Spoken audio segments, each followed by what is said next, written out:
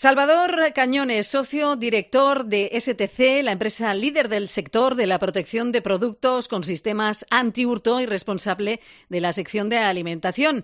Salvador, ¿qué tal? Buenas tardes. Buenas tardes. Buenas tardes. Cada año tengo marcado en el calendario llamarte, porque cada año hacéis unos estudios súper interesantes en cuanto a hurtos en los supermercados se refiere, ¿no? Lamentablemente lo tienes marcado. Ojalá pudiéramos ahorrárnoslo todos, ¿no? Ciertamente. Pero bueno, este es... ¿Se ha notado un aumento de robos post-pandemia?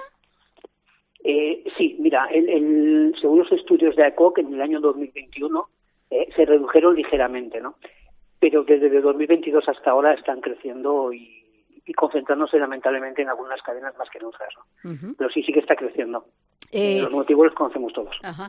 Los motivos, algunos imagino que lo harán por necesidad y otros lo harán que lo hacen por reventa, ¿no? Porque hay gente que se dedica a ello. Incluso hay plazas donde se concentran gente para comprar esos productos que han sido hurtados en un supermercado. Sí, efectivamente. Bueno, al final el hurto se produce porque alguien decide ahorrarse unos gastos que tendría en otra situación, ¿no?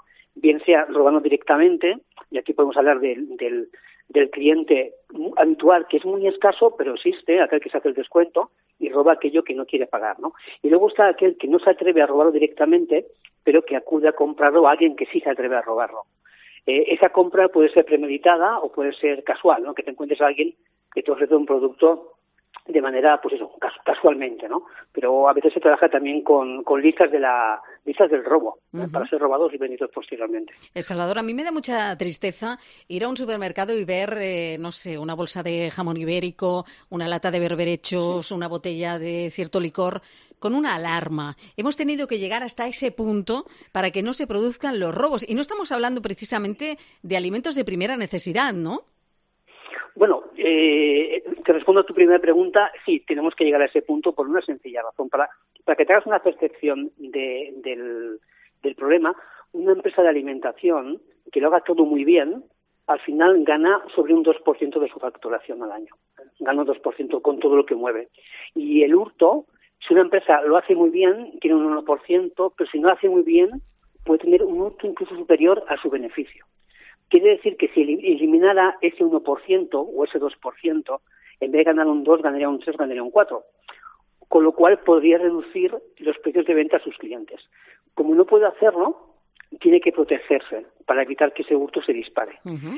Y para evitar muchos otros gastos que hay asociados, que como la propia imagen del producto, como que productos sean abiertos y aunque no sean robados no se pueden vender, como que falten piezas de algunos elementos, como los gastos de que tener al personal yendo a juicios porque ha habido intentos de hurto, tener al personal pues también preocupado o atemorizado en algún caso, como tener gastos jurídicos, como temas de seguros, etcétera, etcétera. Hay una infinidad de costes asociados al hurto, que si pudiéramos quitarlos, pues redundarían en el beneficio nuestro, desde el consumidor, ¿no? Exacto. Pero eso responde a tu primera pregunta, ¿no? Uh-huh. Sobre la segunda, sí que es verdad que hay una parte del hurto que es famélico, aquel que responde a la necesidad de comer, ¿no?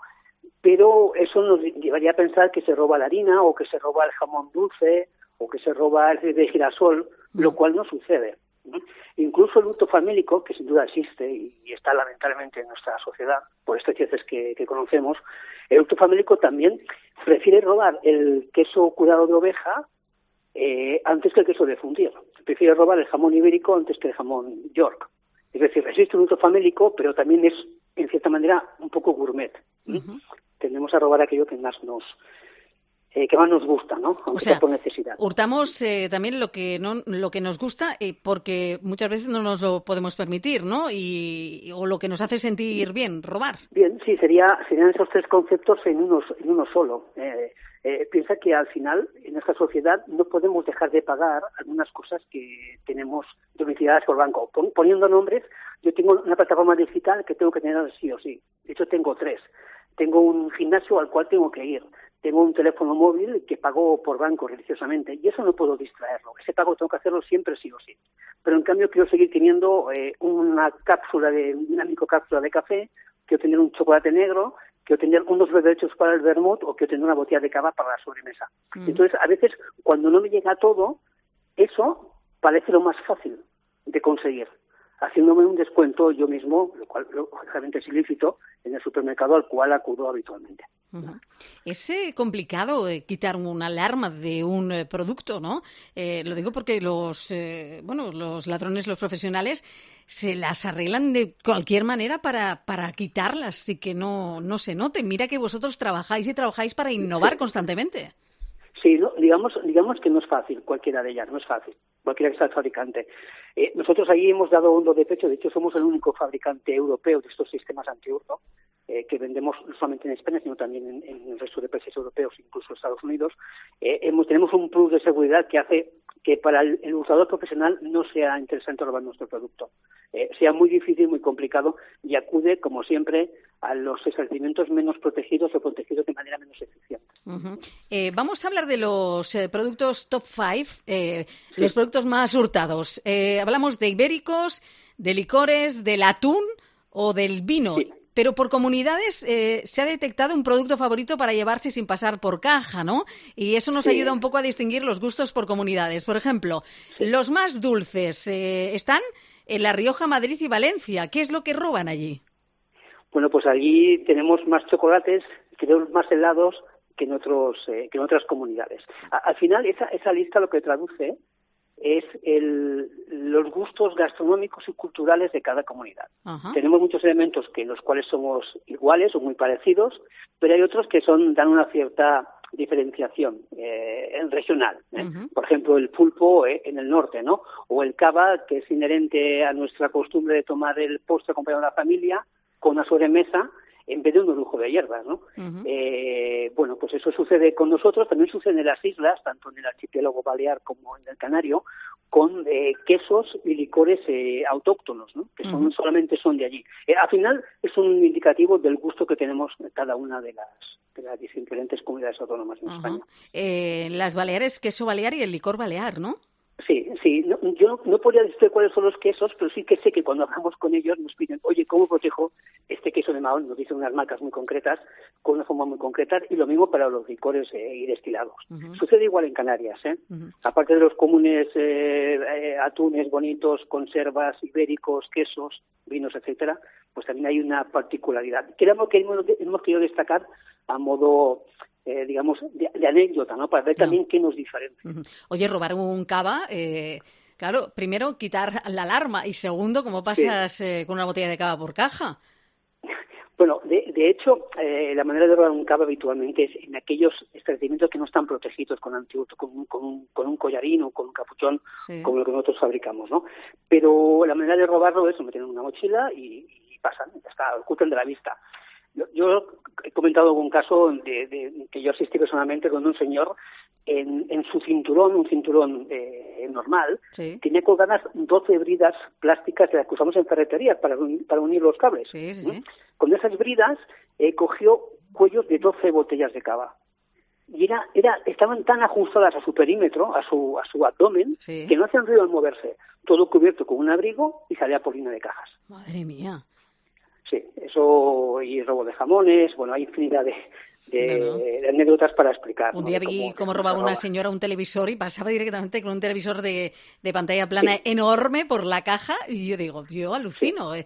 Hay gente que busca unas artimañas brutales.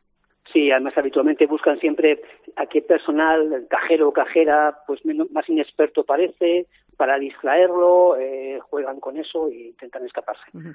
Afortunadamente hay medios para evitarlo. Desde luego. Este incremento de las pérdidas, imagino que también está en constante evolución y no para de crecer porque ha aumentado además la inflación, ¿no? Hay mucha gente que no tiene dinero para depende de qué productos.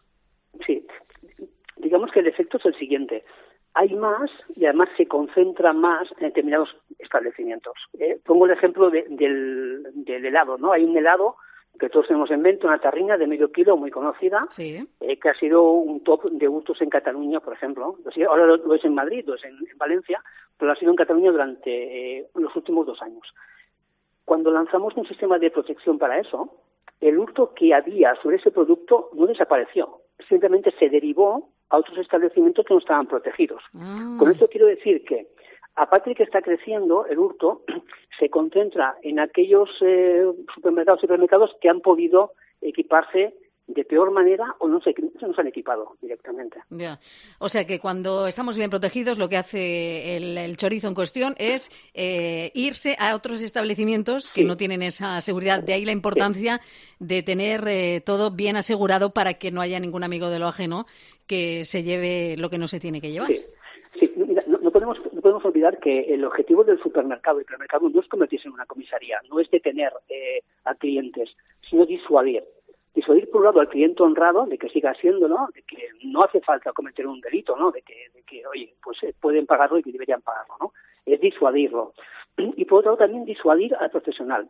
El profesional es una empresa, a su manera es una empresa, que busca la máxima eficacia en el menor tiempo posible, con el menor riesgo posible. Uh-huh. Cuando hay dificultades, esto puede ser un vigilante de seguridad, un sistema de circuitizado de televisión, un sistema antihurto con cara y ojos, se va a otro sitio donde esas dificultades son menores. Uh-huh. Entonces, lo que buscan realmente el hipermercado es disuadir. Ellos no quieren el conflicto, obviamente. Claro, obviamente. Bueno, pues ha sido muy interesante un año más, Salvador Cañones, hablar contigo para explicarnos un poquito sobre cómo está ese tema del hurto y de hablar dime de dónde eres y te diremos que hurtas en el supermercado. Y desgraciadamente se siguen produciendo esos hurtos. Cada vez hay más medidas de seguridad, pero desgraciadamente se siguen sucediendo. Y ya hemos conocido que en Cataluña nos gustaba mucho la tarrina esa grande de helado y que ahora lo tenemos más complicado, y también el cava.